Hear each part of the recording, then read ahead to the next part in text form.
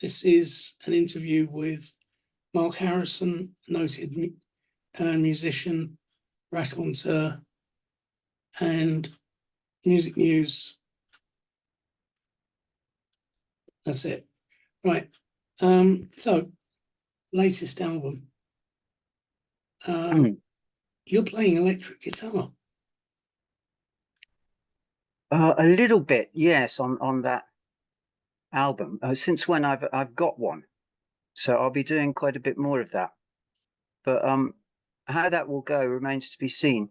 So I've got this really nice new custom-made guitar. It's made for me by a chap called Jim Herlin in Sweden, and he's a musician himself, and he plays guitars like mine, National resonators, and so he's designed and developed a guitar that's an electric version of that type of guitar. Wow. So it's meant to be for the finger picking person as an electric guitar equivalent, and it's rather nice. So I've only just got it. It's not on the album. There is some other electric guitar on the album, played by me a bit, played by Charles Benfield some, and by a musician called Guy Bennett, who's brilliant. And he's an old friend of ours, and he joined us on 4 tracks. So it remains to be seen, yes, where we go with the electric guitar. Excellent. Will that translate to your live performances as well? Yeah, I've used it a couple of times.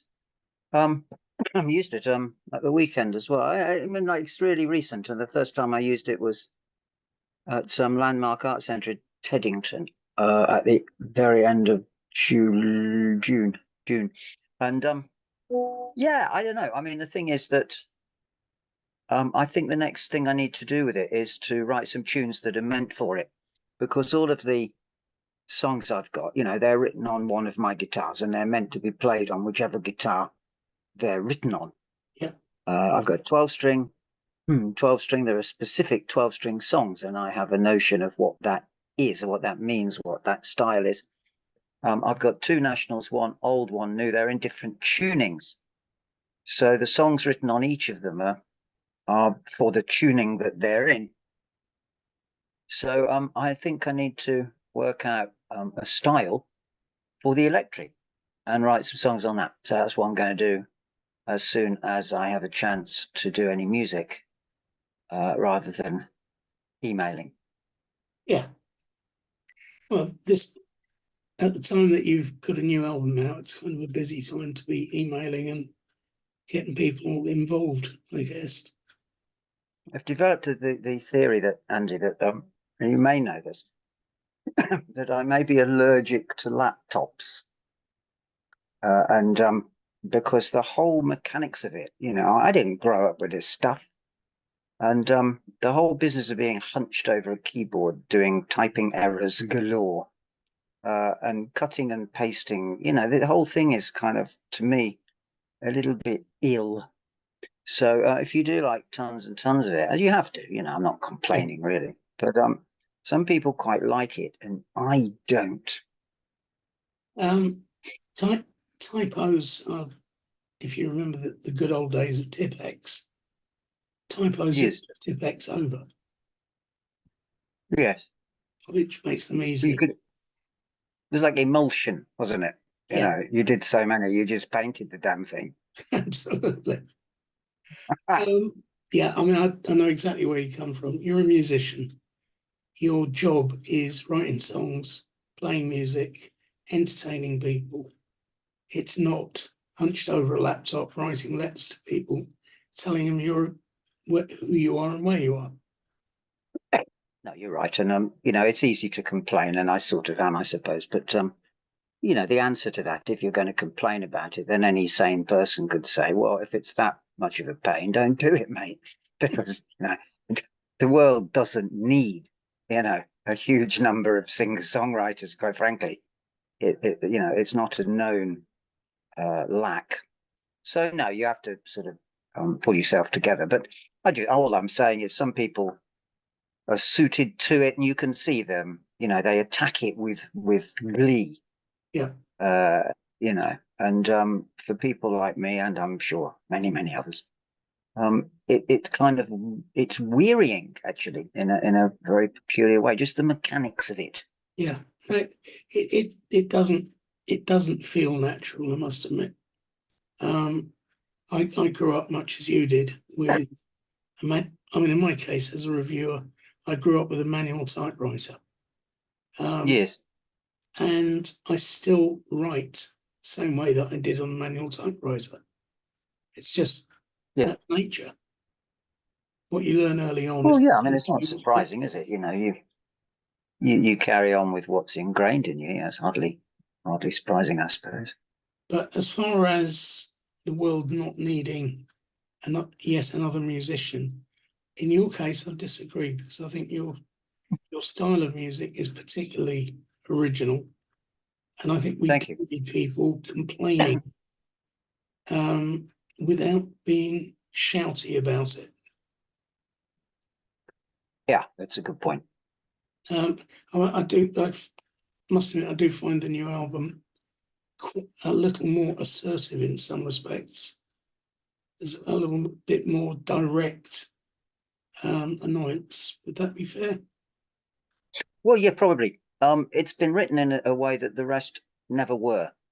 So we used to do albums by me and Charles essentially picking the tracks from whatever we had available at that point in time. So there was always carrying over songs that had been written and not used. Yep. And in fact, on the last album, on the double album, we used them all up, making this double album, The Road to Liberty. And that was, partly a facet of the kind of, the lockdown period and all that madness. And so for the first time, I didn't have any left. And so I wrote this album from scratch, which I've never done before. So I don't believe that writing songs is like doing homework. I don't like when I read people saying, oh, it's a real chore to write songs. If it's a chore, don't bother. You have to be a genuine natural songwriter, in my opinion. Very few people are these days. There's an idea. You can learn it. You can go on courses, and learn how to be a songwriter. Imagine Lowell George going on a songwriting course.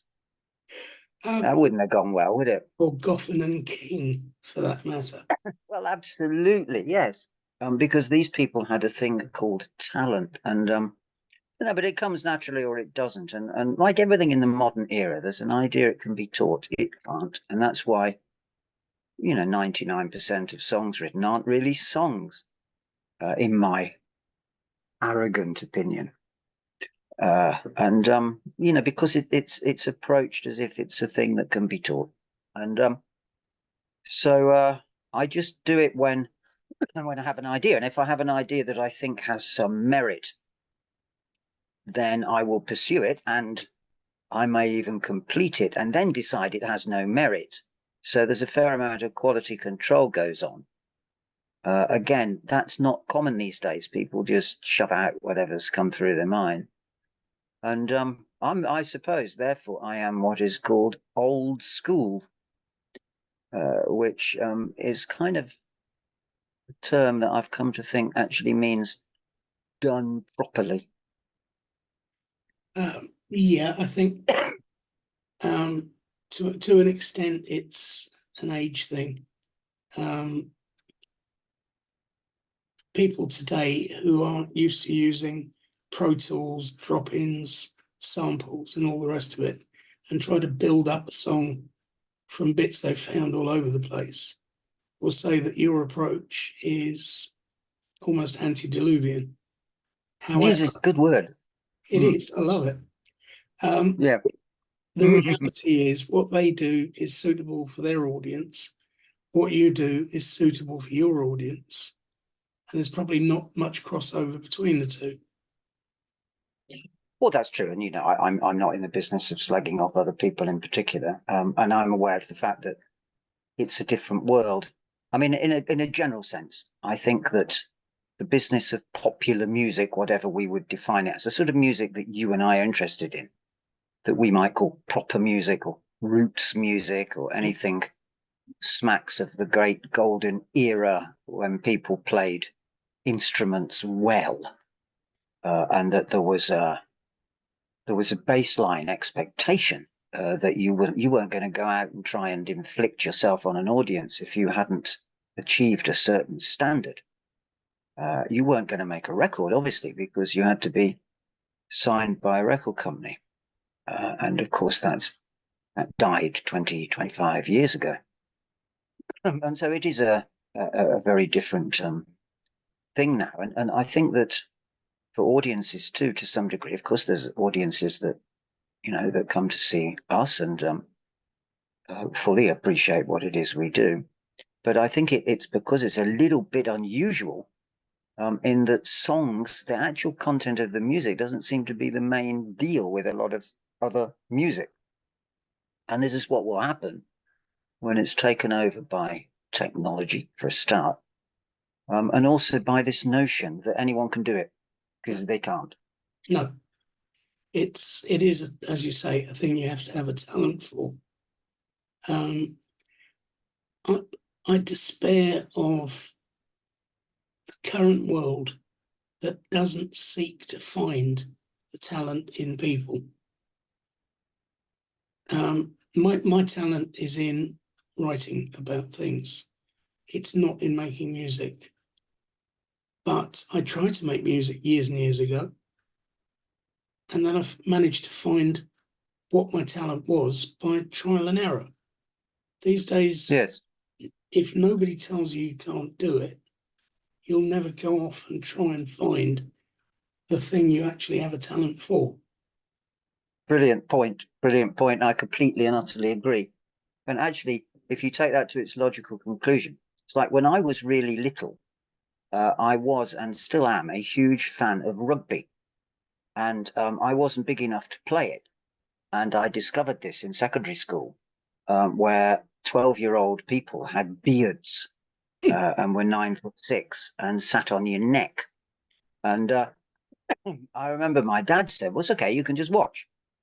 And I've had a lifetime's enjoyment from watching rugby, and never occurred to me, obviously, to try and play.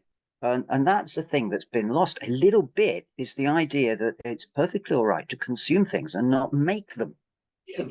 So, read a book and enjoy it. You don't have to write a damn novel. No, not everyone has a novel in them. They really don't. And so on with music. I think a lot of people would be better off buying music and listening to it than making it. Yep. But it's not a fashionable view. There is a transaction. There should be a transactional element where the person that makes the music and the consumer of it have an actual physical transaction. And too many people today think, well, you've made it, it exists, I'll have it for free. You know, 100%. Yeah. Actually, yeah, sorry. I was just thinking though, we did a massive show last weekend in Edinburgh at Edinburgh Jazz and Blues Festival. It was fantastic, sold out, incredible venue, the Spiegel tent in George Square, 450 people, fantastic reception. And on the show with us was Jeron Paxton and Doug McLeod, and these two absolutely top level American blues artists. And I remember before I was doing gigs, because I started around about 2011. You were at my first ever gig. Yep. Holmes Brothers. And what a night that was. And it was great. no, I was just thinking that, I used to go and see people like that. And Doug's a friend of mine now. But I remember going to see Doug, and guy comes out and plays like that, and you think, wow, this guy can really play. And the separation between, if you like, the hobbyist, the wannabe, and the actual real McCoy professional is quite significant. Now, I think that, from what people come up and say to me at gigs, people now have that sensation when they come to see me. but there are lots of people out there where I think it would be very difficult to have that sensation, because that level of professional craftsmanship, if you like, isn't to be found everywhere. No.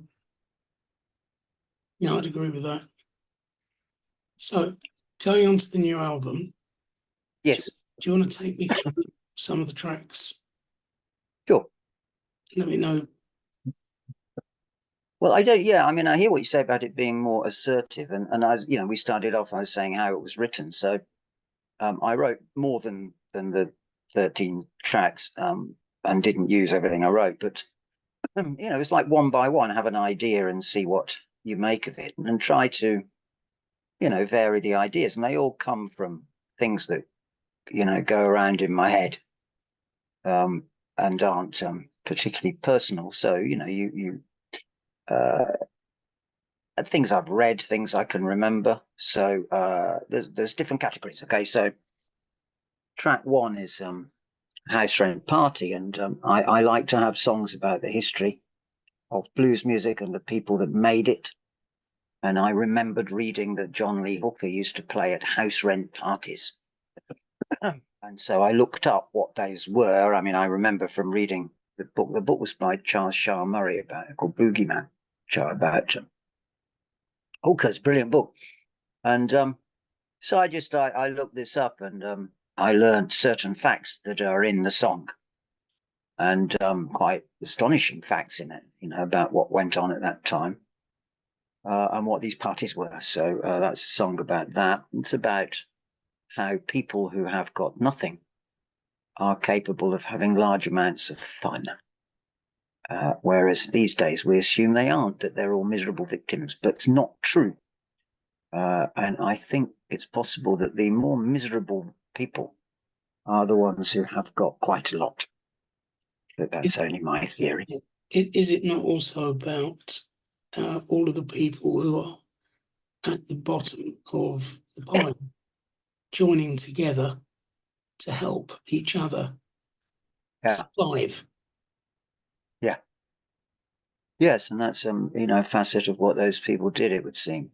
And yeah, no, absolutely, 100%. And I don't know. I mean, it's a silly point, but your mind's constantly on. If you're me, and we played a village in Dorset at the weekend, and it turned out to be like an event for the whole community, and it was like that. Obviously this is a nice place, nice rural Britain in southern England. Not suggesting social deprivation there, but it's the same idea that they have a community and they all got together to enjoy this and to support these events that some of them put on. And so yeah, I mean, that's a kind of feel good thing, especially in this day and age.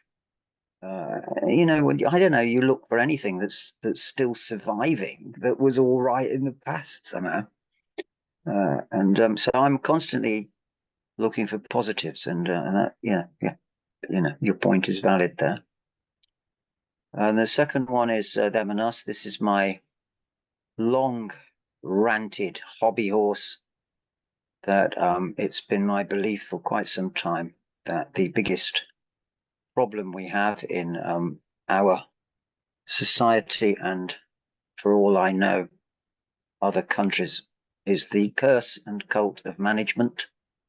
And that somewhere in the 1990s, courtesy of the Americans, of course, developed whole new theories of management, which were then insidiously imposed on institutions, private and public, via such things as business schools and MBAs and a whole labyrinth of what I would regard as charlatanry.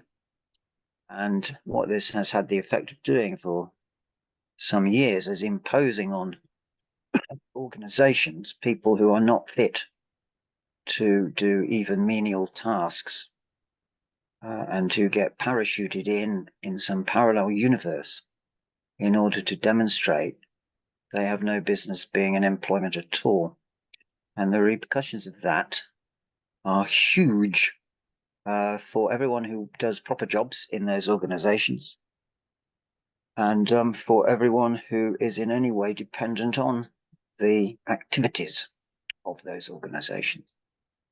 And everyone knows this, and no one joins the dots. I go do this song. I did the song at the weekend. Bunch of people come up to me of all ages and say, yep, that's exactly what I live with. And it doesn't matter if you're talking about a university, a hospital, a civil service, or whatever. Yeah. These behaviors are manifest, and it reaches its apotheosis, Andy, another word I like, if you can face, without completely losing it, listening to a few minutes of the Post Office Inquiry. There they are, full public display. And it's interesting that for that purpose, they've been dragged out from under the stones that they pollute to reveal just what they're like. And people listen to that, don't they, and go, Christ. But in fact, every single person that listens to it, more or less, knows and has, suffered from someone like that. There we are. So that's the single. That's a really common subject for a song, Andy. Tons of them around. Oh no, not another song about the cult of management. I've got tons of them at home. So that's the single. That'll be out and about. That's out and about now. Anyway, and so on and so forth. Do you want me to mention any others, or any you're particularly proud of? I like the next one, Small Deals.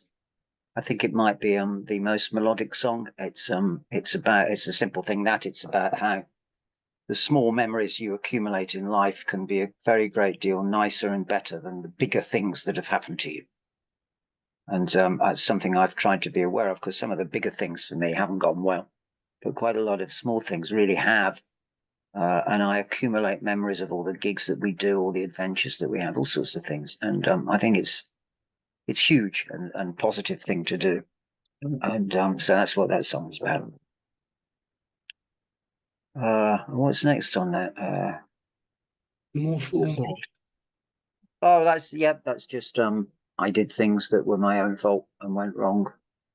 All my days, life is often messy, and that's the norm in my view. Messy is the norm, but we all think it's an aberration that should be corrected, that in some way we have failed because our lives aren't incredibly orderly.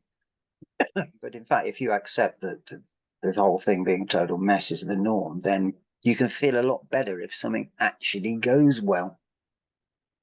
Yeah, I think we all live in environments that are incredibly messy, yet we know where everything is. Yeah. Yes, true. And then what's the sixth one? Goodness me, I should have this thing with me.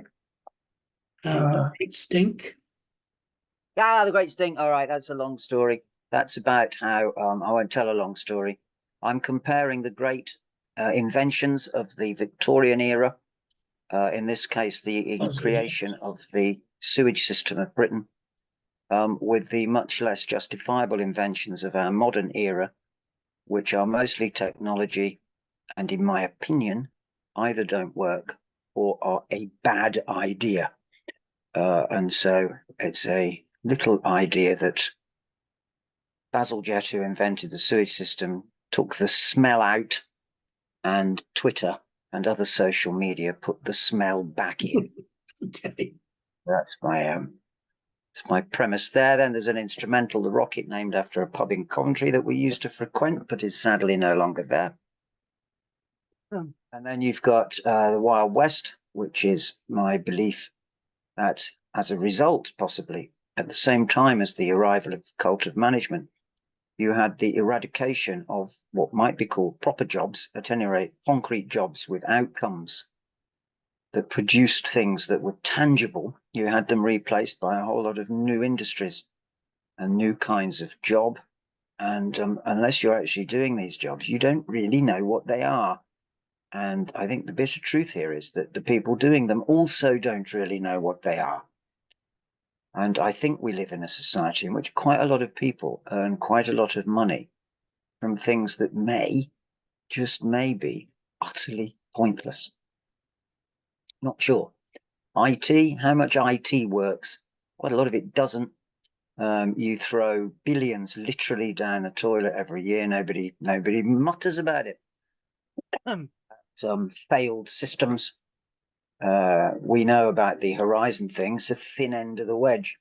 So you could make out a case that quite a lot of IT is willful fraud because people doing it have no intention of producing anything that works. But anyway, this is not going to make me any friends on the road. But You so won't, there's that one. You won't be playing Fujitsu, isn't it? Next conference. Their awards ceremony. Yes, biggest lying dipstick award. Most jailable Fujitsu employee. I could do that awards ceremony. Be a big one. Yeah. God. What's next after Wild West is Road Ahead Closed. That's about driving after gigs and trying to get home or trying to get to the next gig. The road is closed and you think everyone else is tucked up in bed with a nice orderly life, but you. Stuff out there, mate. And then you've got Fancy Hotel, which is be interesting to you, I think, is a bit of blues history. It's about when John Lomax interviewed Blind Willie McTell on one of his field trips in Atlanta, Georgia. And he wanted Blind Willie to talk about his mistreatment due to racism. Although racism is not a term that actually existed then, I don't think. And of course, as you know, John Lomax was a very important figure and well-intentioned, sophisticated patrician New Yorker. And there was, Blind Willie, who was playing streets and car parks. And but he had impeccable manners. And he turned up at this hotel to be interviewed and to play and be recorded, which he did. And you can buy this session. And John Lomax is pressing him to tell stories of mistreatment from white folk. And although, of course, there was plenty of that to be had, it's just that Blind Willie hadn't had any himself. And his experience had been that white folk hired him for decent money. He played parties. And so, although, of course, he was aware what went on, it didn't go on for him. And so he couldn't, say what was required of him. So I found this interview, interesting because you can hear the dynamic of that, where he's trying to politely say, look, I'm sorry, but I can't supply you with what you want because it's not true for me.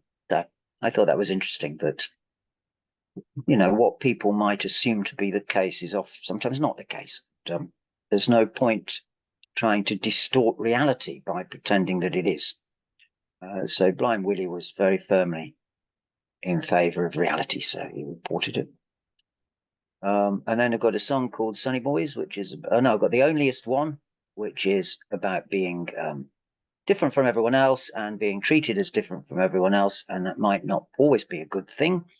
And that's taken from Howlin' Wolf, saying he was the onlyest one to arrive in Chicago in his own car with $4,000 in his pocket. I love the way these blues people made up words. And these words they made up do the job better than lots of other words. So he was the onlyest one. He was a proud man when they moved up from Mississippi to Chicago because of the loss of the farming life. He had his own business, he had his own employees, and he didn't want anyone to think he was like all the rest of the down at heel types. And I still think now, you could do with people like Wolf around for a decent blast of reality. And no one can argue with him. Nope. They'll argue the toss with me, but you wouldn't argue with Wolf. And then you've got Sunny Boys, which is the story of the two Sonny Boy Williamsons and how one pretended to be the other. Apparently the real one confronted the fake one, and the fake one told him where to shove it, apparently. So that's a song about people insisting that something that is manifestly untrue is true. And that's a common ailment in modern society, where people, for example, will sit in front of you and tell you with a straight face that a system is robust, which means it doesn't work at all. And then the last track is called Ricky. It's a story from my youth when a friend of mine who went on to form an extremely famous band had me join him in a rock and roll band that had a rock and roll singer back in those days at Coventry. And it tells the story of this singer. And that's it. I have to say, having played it through a few times, it's, as usual, great to listen to. But as you listen to it with the words in front of you, it works so much better. Yeah. So it's a good one to get the physical album for. 100%. If you, as it rolls out, yeah, I mean, it's got the words in the booklet, as you know. Yeah. As it rolls out, I will, if people buy the thing off me via the website or at gigs, and I get their, contact, I will be sending them links where they can download, a bunch of stuff. They can download the album and the artwork, and also the lyrics separately, and a little thing that I've done which gives brief explanations of the songs. Yeah, Andy, it's like I'm a bit different from most people, I suppose. The songs are about something, and everything that I say at a gig is not like some comedy act. It's always connected with what the songs are about, and that's what I've always been like. I don't quite know why, but I write things that mostly are about something, and therefore it's helpful to say a little bit about what that is, so that you have a bit of background to what it's about, I suppose. I guess for the next album, you really ought to try writing a love song. Yeah, I could do that, song. Andy. I could do a whole album of them, couldn't I? What do you think? All based on experience. I haven't got a great deal to bring to that particular party, but I could try. But over the years, the number of people that go, "Oh, you should write a song about me," and you think, "Well, you wouldn't like it if I did." So don't get that idea. Yeah, I don't know. It's not a subject area. I'm happy other people do it, and occasionally people can bring something to it. But it's the old thing about can you say something new? Can you say something interesting? Can you say something attention grabbing? Well, most of the time the answer to that is no. People can't, and but some people can, and who knows? Maybe I'll have an idea. Great stuff. We've only got a couple of minutes left. Okay. The wonder gods at Zoom only allow me 45 minutes. It's more than enough of me, Andy. I will hopefully be seeing you at a gig sometime soon. Yeah, it's nice to see you today as well. No, I haven't seen you for a bit. No, absolutely. Unfortunately, my mobility issues keep me out of a lot of London pubs and clubs. But I'll find one. Look well, though. You do look well.